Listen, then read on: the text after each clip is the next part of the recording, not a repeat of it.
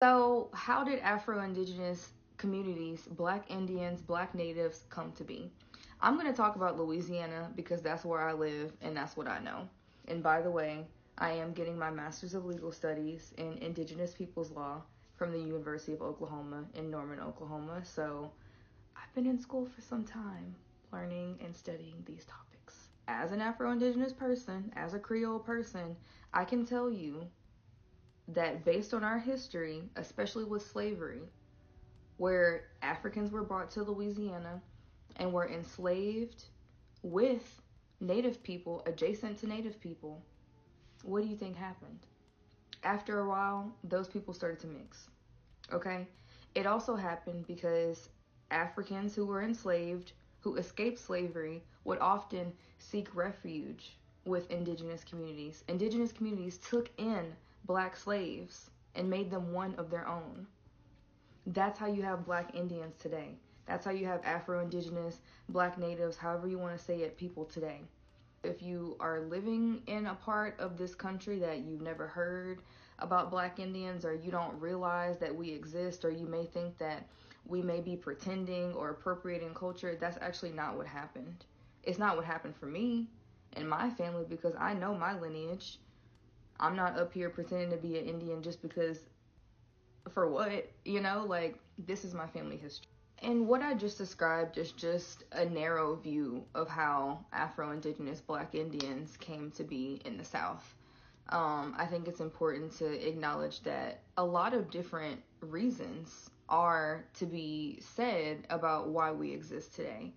And that is the very frustration that I've been having with our current system here in Louisiana, because there is a denial of our existence within our state federal recognition process, but also a denial of how we got here. This is just me using my platform to talk about it and to hopefully connect with other people who feel or are experiencing the same thing, feel the same way, have comments, and who want to connect in a positive way.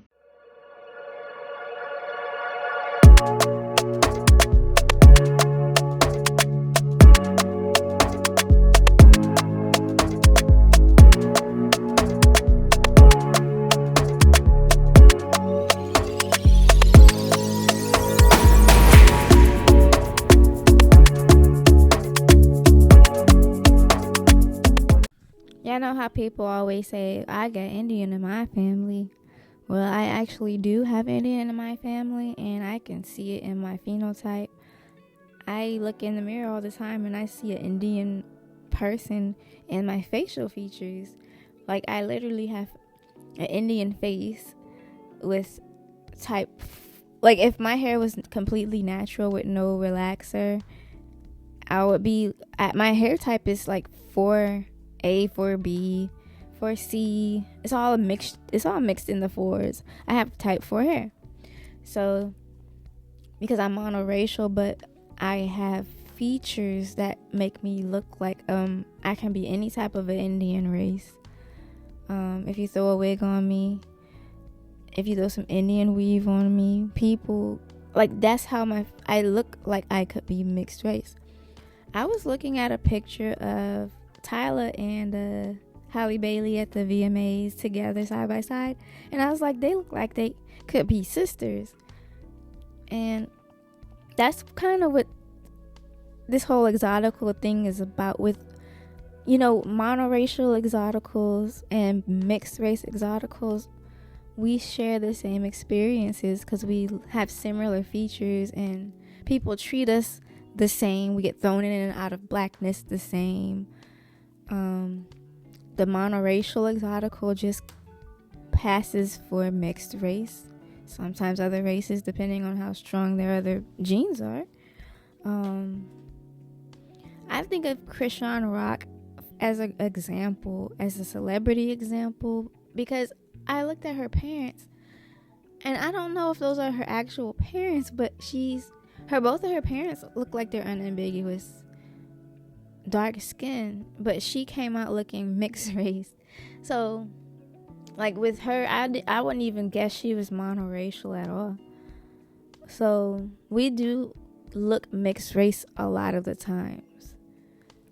I know people always asking me, what am I mixed with? Where am I from? One guy came up to me and he thought I was from Egypt or something. So I get all kinds of races. I know, and it seems like Asians, when I think about it, Asians really have a liking to me.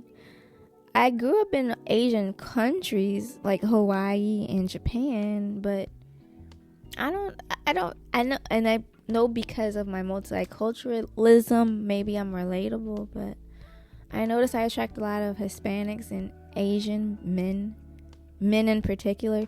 I attract the women too, and it's more with the women more than almost like follow me like a puppy dog type of thing. I remember this one girl I was working with. I was new to the company at the time, and she been there, I guess. But she would follow me, always asking me for help and stuff, like over helping. And I'm like, you're a female, you don't need to help me with these things. But she's just overly helpful, and she was following me all the time. She was always trying to start conversations with me all the time, and just randomly walk with me, like as everybody's going to break and everybody's walking to the same direction. And you know how people like click up. She would click up with me, like I was like, I don't even know you, but she would just click up with me and just randomly start talking to me. So I don't know, I attract Asian communities. I don't know if because of my features, but I know it's because of my multiculturalism. So what I do with my Indian features, I enhance them. I wear honey colored contacts, and those really make my eyes stand out. Like, I think my eyes stand out without contacts. With contacts, they really stand out. I think the girlies don't like that. The basic baddies at work don't like that.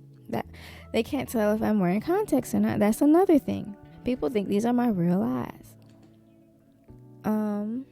People think my hair is real. And I wear clip-ins, 16 inches, but I wear kinky perm texture. I don't wear Indian hair.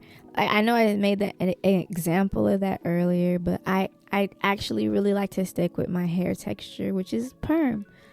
So I get kinky perm, and it's cheaper, and synthetic hair lasts longer.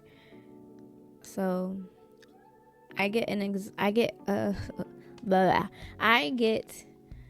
synthetic kinky perm hair, and I make my own clip-ins because it's just cheaper and it lasts. So I do that, and I wear highlights. I wear light brown honey highlights to match my eyes, and then my golden skin complexion. Once I get rid of this tan, and it's starting to come, I'm doing my skin lightening every day. If you guys follow me on Patreon, I do updates every now and then. I make an updated vlog on what I've done and the results that it came. So I'm getting my tan slowly but surely starting to fade away. So I get my goldenness back, because I love the way my skin just glows. And it's glowing right now because I'm taking glutathione. And glutathione, it's something about glutathione. It makes your skin just glow. I don't know. And then all the other things that I do, I exfoliate. I do all kinds of stuff. So I just have this goldenness. I love it. Everything about me is honey golden. My highlights, my eye color, my skin tone. I'm in love with my phenotype. I really am. And yes, I have Indian in my family, and I love it. It helps me look. It helps me it makes me who I am. My phenotype, everything. It makes me who I am. And I embrace that. I'm proud of it. Self-esteem, that's what it's called. It's not called being conceited or anything. If you're triggered by this, this is probably not the proper channel for you to be watching anyway. This is an Exoticals community for people who can relate to it. And we have our allies, of course, who listen in. You guys are welcome, of course. But if you get triggered off of anything that I'm saying, you're not a part of... This just might be the content for you, because we created this space so we can have a voice. And for years, people have been gaslighting and making us feel like our problems don't matter because we're lighter skin or we're exotical or we benefit from isms or all that. So we're like, okay, we're going to make our own space. And that's what we're doing over here. And people going to come over here in our space our little space that we just started. We're growing, yes, but we're making so much noise, and we're still a baby. We're growing, but we haven't made mainstream yet. When I hear a celebrity say the word exotical, then I know we're in there for real, and I know we're getting there. So I'm so excited for us. Hey, Exotical Texas, I'm telling y'all, we winning. If y'all follow me on Patreon, I've been putting ways to level up with your finances. It's like how to trade in the stock market, and I've been putting out grants for small businesses for Black women and stuff like that. So check it out on Patreon. It's all there. So yeah, ladies, if you're a monoracial exotical like myself who benefits from featureism and color and light skin privilege, do you guys enhance y'all beauty? Because what I love to enhance my features. I like the contacts, the highlights. I like to wear glitter too, like golden glitter. And you know how if you have a warm undertone, you should wear gold jewelry, and if you have a cool undertone, you should wear silver. I wear gold jewelry, and it really, really does make my skin stand out. And I wear waist beads, and I look very much like very ambiguous, and I love it. And I embrace being able to wear a black hairstyle, braids, for example, if I want to, and I can get away with it. I can wear my hair straight and get away with it. I love being versatile like that. It's definitely a privilege to be an exotical because we're so versatile. Wear my hair curly, straight, and you know, we can get away with it. So I love it. So let me know in the comments what you guys think about this, ladies. If you guys are ambiguous, do you guys play with your features as well? Do you embrace it? It's called self-esteem. So people used to want to shame us for feeling proud to be who we are, you know what I'm saying? But we can't do that anymore. We're taking our power back, and we're allowed to love ourselves just as much as everybody else. So let me know what you guys think, and I'll see you guys next time.